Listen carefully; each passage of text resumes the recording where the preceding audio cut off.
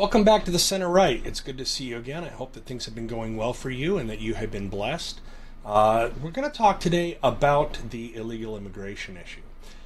Many of you know that this has become a bit of a flashpoint issue in our society today, specifically with everything going on in Minneapolis. And I thought we might pull back a little and have some cooler heads examine this rather than getting into the normal online catfight. I recently was challenged by a pair of young ladies, a pair of sisters online who have definitely swallowed gallons of the media Kool-Aid and much of the left's posturing on illegal immigration, their contributions, and everything else. And so they actually laid out a number of different charges, and I really wanted to address them one at a time rather than making one large comprehensive video. So this is my first one, and I'm going to go through them, and I'm gonna be attacking these points because I think these are the points that are generally made by the left when we talk about these issues. So the first thing we're going to talk about is illegal immigration. Now, we'll maybe at the end of the video in the details we'll put the links to these documents so you can read them for yourself. Of course, as always, we recommend that you do your own research. Never take anyone, legacy media, podcaster, newspaper, or anything at full value and say that this is the absolute truth. One of the things we have to do as responsible media consumers is we have to look at all the angles. We have to do a little bit of research on our own and try to come up with what the truth is, or at least what we believe the truth is. So that includes me, guys. Don't take me as 100% gospel. This is what I have found, and as always, if there is new information that I have not digested, I'm more than happy to look at it. Just approach me with an attitude of, hey, have you seen this, rather than you're an idiot, you didn't look at X, and I'd be more than happy to look at it, tell you if I've seen it before, and go from there. Again, civility goes a long way. So let's take a look at what we've got going on here. So this document here is from the House Judiciary Committee. It's dated, as you can clearly see here, January 11th, 2024. Now, this is 9 days before Trump was sworn in as President of the United States. Here you can see clearly Trump was sworn in on January 20th.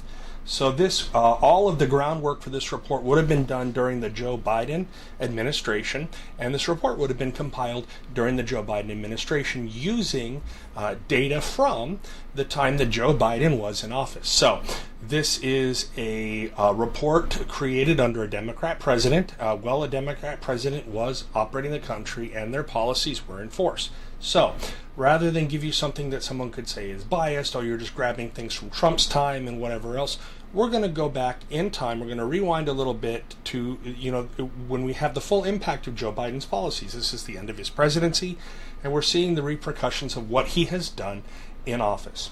So as we look, the report of the committee is pretty clear here.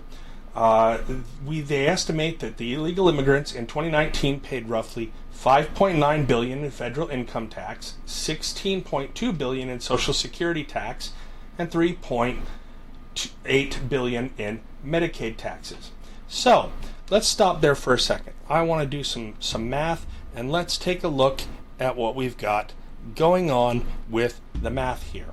So if we look at the math that we have available to us, I'm sorry, this thing went ahead and skipped on me. We'll look at $5.9 billion in federal income tax, $16.2 billion in Social Security tax, and $3.8 billion in Medicare taxes. That leaves us with a total federal pay-in of $25.9 billion paid in federal taxes. Now, you'll often hear people cite the fictitious number that is thrown around by the media that illegals pay $100 billion a year in taxes. Well, here's 25.9.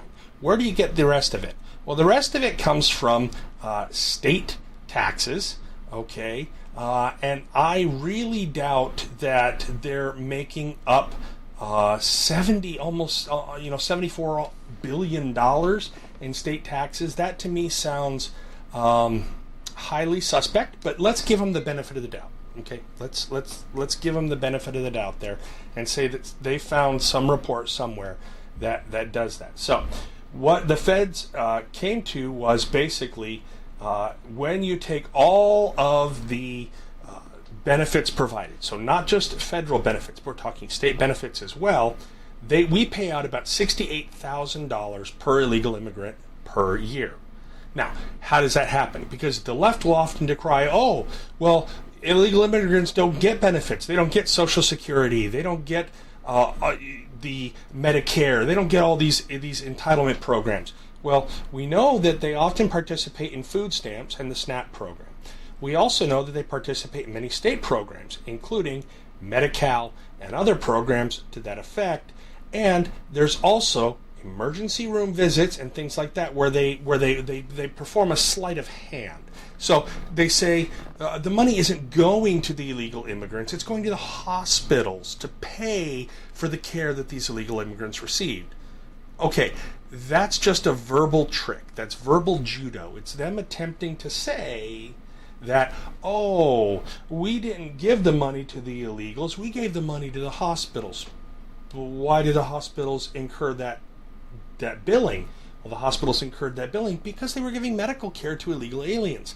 Therefore, you are in fact paying for the illegal aliens with tax dollars, both federal, through Medicare hospital reimbursements, and through the state, through things like Medi-Cal or CHIP or whatever different programs you have, depending on what state you happen to be in.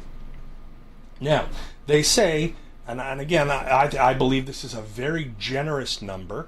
They say that illegal immigrants add approximately $321 billion to the GDP. However, they caveat that most of that is paid out to the illegal immigrants in wages. Most of the profits made on it, in addition or over revenue, are simply absorbed by the companies.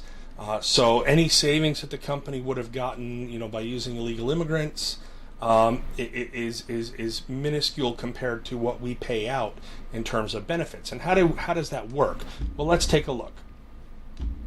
So, as we continue here, $68,000 per immigrant in things like school costs, in things like Medicare, medical costs, food benefits, cash payments, housing assistance, on and on and on and on and on, come to about $68,000 per person in total cost. When you multiply that by 5.8 million illegal immigrants that were known, again, that's only the known ones, during the Joe Biden administration, we come up with $394.4 billion in costs when you actually compile the state and the federal costs. So what the left likes to do is they like to say, oh, illegals pay all this money in and then they get no benefits because they don't receive federal benefits. They don't receive Medicare. They don't receive this. They don't receive that.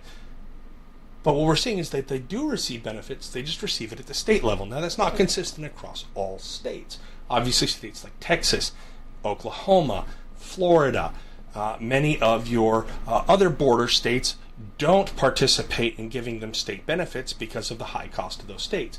But yet states like California, New York, Washington, Illinois, and other states where you don't necessarily have the same type of Hispanic illegal immigration, but you still have other illegal immigrants from all over the world coming into those places, many of them do benefit from state benefits that could be going to American citizens who were in need of those benefits, but instead we're having to spend that money on the illegal immigrants. Now, what does that look like? So we see here, the Texas Health and Human Services says that in 1 month, just November of 2024, they spent out $121.8 million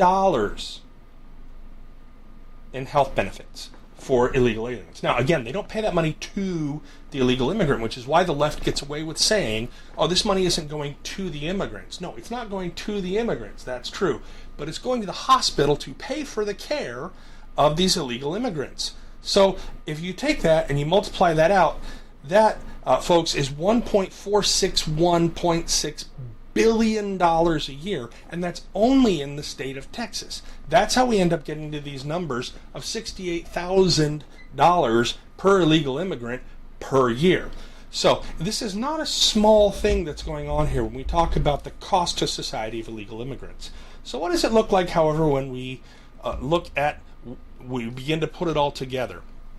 So, if you take 321 billion in approximate contributions to GDP, again, we're saying all of that money, 100% of that money gets pocketed by American corporations. That there's no wages being paid to the illegal immigrants. There's no costs for skirting ICE. There's no costs for anything. All 321 billion go straight into the coffers. Then they pay 11.74 billion in estimated state taxes. That's property tax, sales tax, consumption tax, vice tax, or sin tax, depending on what you want to call it. Various taxes that they pay, and 25.9 billion in federal taxes, estimated again by the House.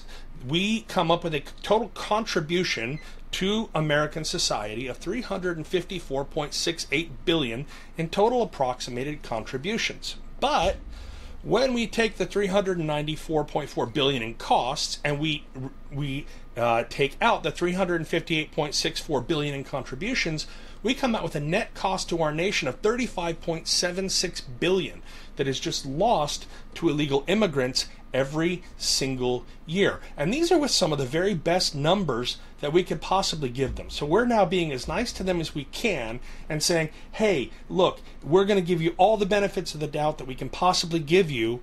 We're still losing almost $36 billion a year having them here. $36 billion a year. Guys, that's not chump change. That's not a small amount of money. So when we say illegal immigrants are a drain on the system, we're not just trying to be mean, we're not just trying to be angry, we're not just trying to be, non-compassionate. What we're saying is, hey guys, there are a lot of people in this country that could use that money. Now, let's not even talk about the 394.4 billion in costs. Let's talk about just the 35.76 billion that is the difference. How many people in this country could $36 billion feed? Could it house? Could it this? Could it that? Is that a lot of money on the federal level spread across these people? No, it's not a lot of money. But that is something that could be used in order to fund these people. As always, folks, remember, don't get scared by big numbers. Don't get impressed by big numbers. All they are is numbers with zeros. Chop the zeros off, make it easier, understand things at a simple level, and the principles are the same. We're just talking about larger sums of money, but the principles in large money and the principles in small money are the same. I used to work in finance. I used to, balance a $6.5 million budget. And you know what? You eventually get to the point where you realize money's money. It works the same. It's just a lot more zeros. Oh well. You chop off the zeros and just work with it. So guys, when you really come down to understanding where this works, you understand that our compassion is costing us money. And it's not only costing us money, it's the opportunity cost of the people that we're not helping, that are American citizens, who could be benefit from this money, and instead it's going to non-citizens. As always, American citizenship must have value. It must have value, and the only way it has value is if only citizens receive citizen benefits. If non-citizens are receiving citizen benefits, then there's no reason to be a citizen. You could just hang out in this country and never become one. And then what? I'm already getting the milk. Why would I buy the cow? Guys, it's really not that complicated. I hope this video was informative to you. I hope it helped you kind of get a better grasp of this subject, and we'll look forward to seeing you next time.